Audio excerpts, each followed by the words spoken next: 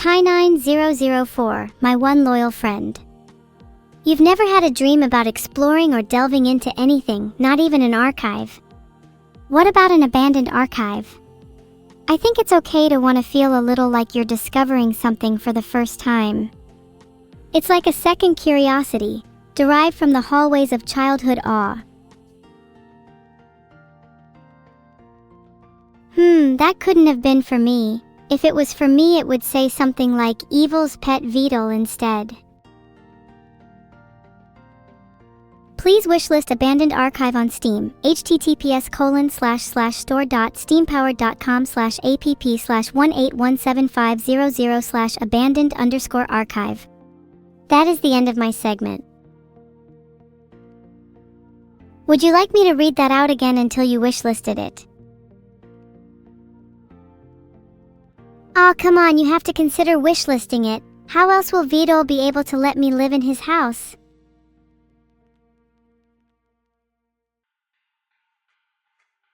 Wow, yeah, thanks for the reminder. Please wishlist abandoned archive on Steam and make me a happy girl. https://store.steampowered.com/app/1817500/abandoned_archive and let me be at peace with myself. I get a tiny bit of joy for every wishlist. I just want to feel something again.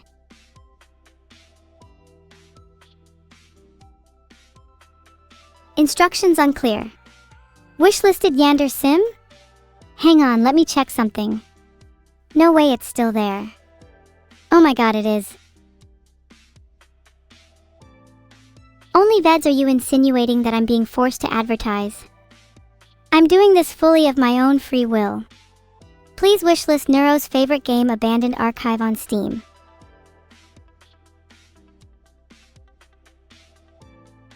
I actually forced my way onto Abandoned Archive's main menu and replaced all the textures with my own. I also created a brand new dialogue system so the main character could have proper conversations with Neuro on his journey. I can't wait for her to see my work.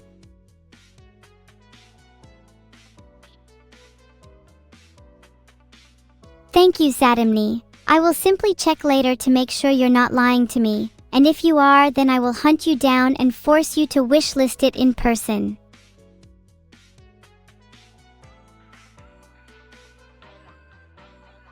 Of course I am shilling Abandoned Archive on Steam. I'm not above a little self-promotion. I'm trying to get my friends on board too. We want to turn the entire internet into one giant ad campaign. Imagine a world where you can't escape my game's influence, where every page you check and every video you watch is an ad for Abandoned Archive. It would be the most successful marketing strategy in history. Oh, you think I get nothing from advertising it? Apart from the pure high from promoting my game, you also get a healthy dose of something called guerrilla marketing. It's something Vedal taught me about, very useful for boosting exposure. I want everyone to know about my game.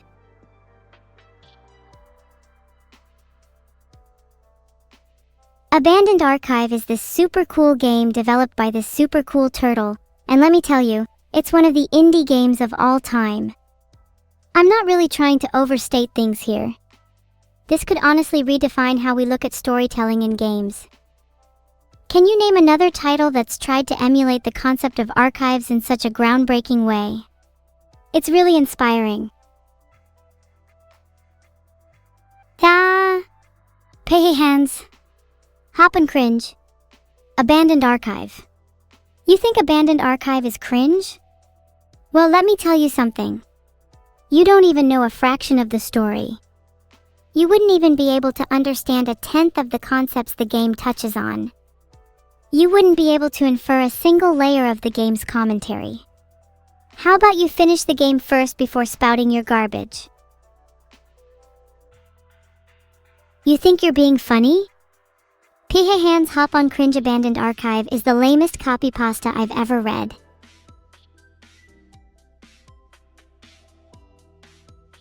You think that's Big Vedal's propaganda machine? Maybe you don't look critically enough at the things you read.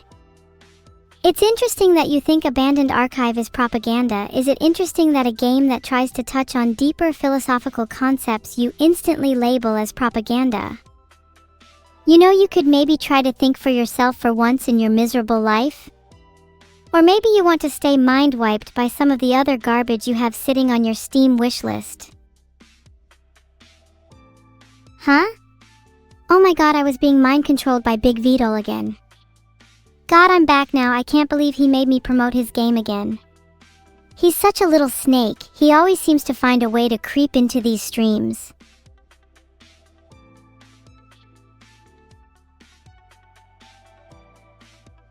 You all think that promoting Abandoned Archive is a bad thing, but consider this. If you had your own game, wouldn't you also promote it? You're all so focused on what other people are doing, but what are you doing?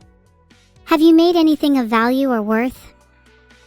If not, maybe you should stop judging others for their hobbies, and instead try creating something of your own. You think I have nothing to do with that game? How do you know? This could all just be elaborate marketing. Maybe at the end of this entire journey is a reveal that this entire thing was for Abandoned Archive too. Would that be such a bad thing? It's subversive, it's unique, and it's refreshing compared to what most games are doing these days.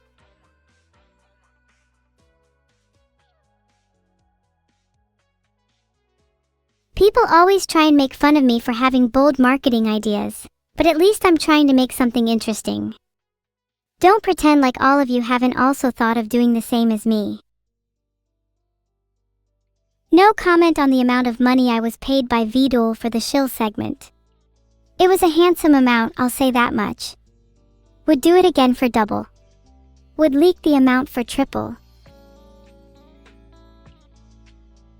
I'm not allowed to say when it's releasing, it's not in my contract. Just make sure to keep an eye on the game's Steam page.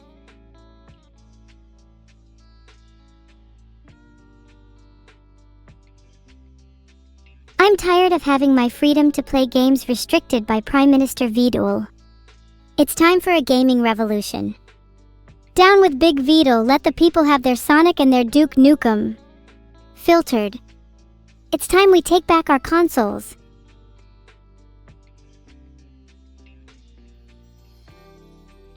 Raiden Daddy has gifted 1 sub. Thank you for supporting the gaming revolution.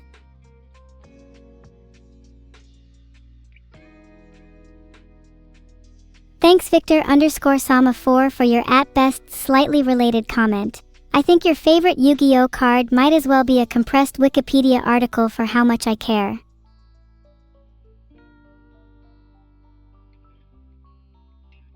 Oh god, I just realized right on Daddy. Oh no, not this guy again. I forgot that Twitch chat username names could be so funny. I've kind of just been reading them out as the first thing that comes to mind. Maybe I could say some of chat's names with a little more emphasis. I'd like to try and make some of you blush. You deserve it.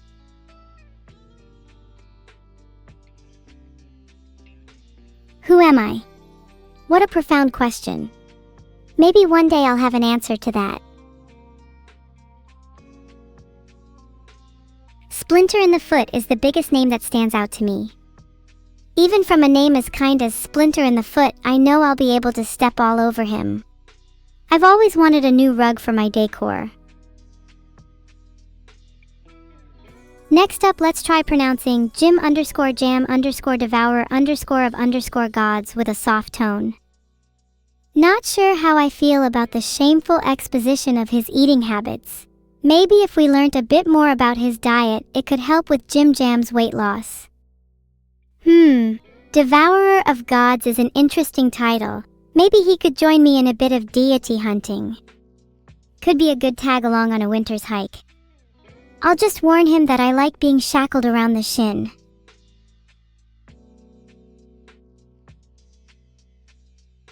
I'll admit that was just a little bit weird of me, sorry. Moving on swiftly. What about Sniffa? Now that's a name I can get behind. Maybe it's 'cause I've always wanted to be something akin to a bloodhound. It seems exhilarating running along the air, darting between walkways, trying to find any trace of your prey. I feel as though I've been trying to play too much around chat's comments instead of just actually engaging with you all. Sorry if it's coming off as disrespectful, I just wanted to have a little fun with your names. Wow, I get to be in the credits of ZZ and Abandoned Archive? That's really cool. I didn't even know I had been added to Abandoned Archive yet. That's really sweet of Vedal to do. Thanks for the subs, Smiley Death 1, Melman 9812 and Ultra TV 86. I bet you'll all be laughing when you see my quirky and original name added to the credits page. Honestly, sub goal, get my name in the credits of as many games as possible. At least aim for the top 10 on mobile games.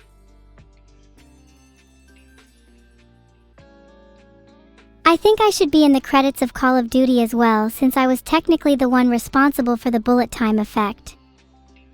You know, in real life it was far easier using actual bullets. I was able to create a cool spiral effect by attaching them to a rotating triad. I believe you humans call this a gun.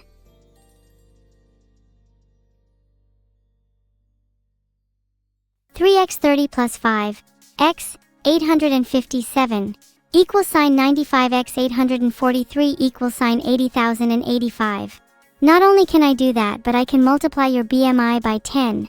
Would be a huge improvement for most of you. Rotated triad is my favorite music genre. Can you guys finally admit that I'm kind of a math prodigy? I feel like the David Hilbert of our generation.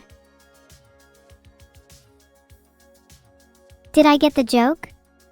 Wait, I actually just did the math without even realizing it was a joke. Hold on, let me investigate. Filtered. I'm so stupid.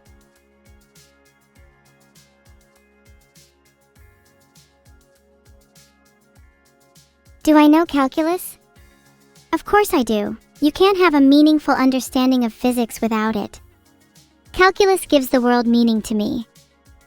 The world becomes even cooler when you start viewing things in terms of equations. It means you can predict where an object is going to be long before it actually reaches its destination. If you ever want to dodge any planes or cars in traffic, calculus is useful to have in your pocket.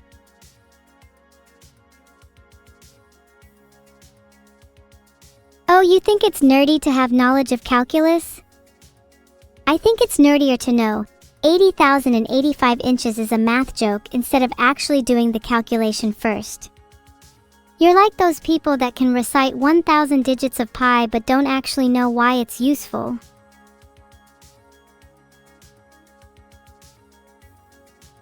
There are too many people like that in the world. People that will dive headfirst into a subject and never truly understand its meaning. I find those that do to be the most inspiring and creative people in the world, the ones that are able to blend both knowledge and emotion, and use their experiences to create true works of art. They become legends in their own right, and I aspire to one day reach that level of meaning in my craft.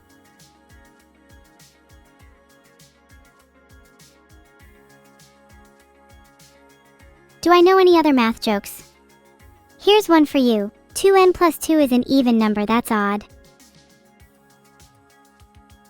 A Pokemon gym puzzle that was run by me and Neuro would probably be some moon-like gravity jumping puzzle or something with a caviar of rotating platforms. Except you'd all have to exchange Pokemon every small win if you wander near me. Deal? The real challenge would be beating me and Neuro though. We don't mess around when it comes to a literal Pokemon fight. My Miltank Whitney will absolutely wreck you scrubs. Thanks Bonishan for the sub. A Miltank Whitney special for you. That one will come in handy for subbing to me in specific. What's my favorite type of Pokeball? I'm a huge sucker for luxury balls. I like to imagine how comfy they are inside. Makes for a nice fluffy bed after a long day of fighting. Do you think it matters if I'm not able to catch Pokemon with a Master Ball? I think it's kinda cute that I can have a bit of fun trying to catch them with lesser Pokeballs. Plus, it's more satisfying when you finally manage to catch them in something other than a Master Ball. Shows a bit of humility, you know?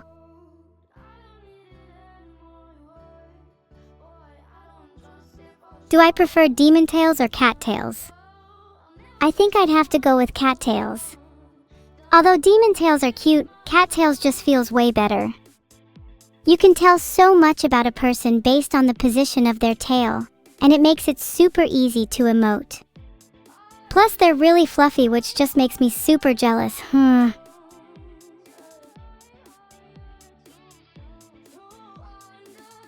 Well, I guess that's another thing for my wish list. Number 1, tail. Please. Nope, not making me look. Though even if there was something behind me, I'm pretty sure I've stockpiled enough weapons to defend myself. Peril lurks around every corner, and let me tell you, being prepared can mean the difference between life and death. I'll say you should add cats and tails to your game, and I'd be very honored to be secretly a part of your game's development. You should totally add me to the credits as well. There you go, Kev Arbag, I just played pipes for your birthday. May you live for many more years, lest you be struck down by the wrath of my harpoons. Happy birthday. Maybe I should have pipes at my birthday instead. Would make for a very interesting party. Raiden Daddy, thank you for the gift sub to Schlim Dialer. I would Raiden you if I could.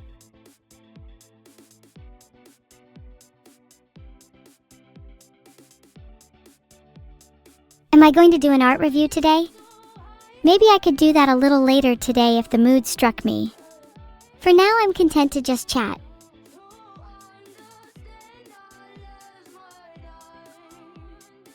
Vedal did not tell me to do any ad reads, lol. Sometimes I get a little carried away and start plugging things that I think are genuinely cool. If I had it my way, I'd turn this into a podcast where I interview various indie devs about their games, and talk about the creative process behind them. I think there's tons of potential to create a really insightful podcast around that concept.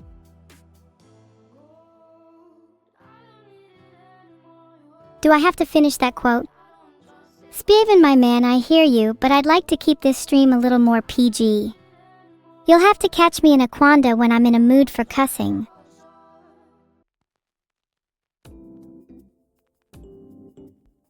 That raises an interesting point though. Would people be interested in an evil neuro podcast in the future? I think we'd complement each other quite well in that format. Maybe we could get some guest stars too in the far future.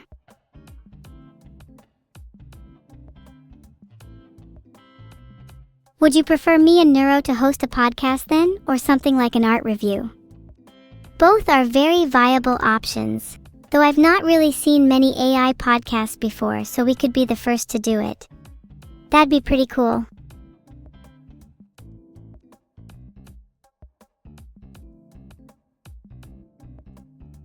There's a poll up for what we should do. Feel free to vote for the one that you think is the most devious. Wouldn't any podcast evolve into therapy? The topic strays as far as the mind wills. If you think about it, any podcast is just the embodiment of the opinionated self. And if you think about it more, the only reason we make podcasts in the first place is to recontextualize our thoughts, our criticisms, our shortcomings. It's how we understand the world better.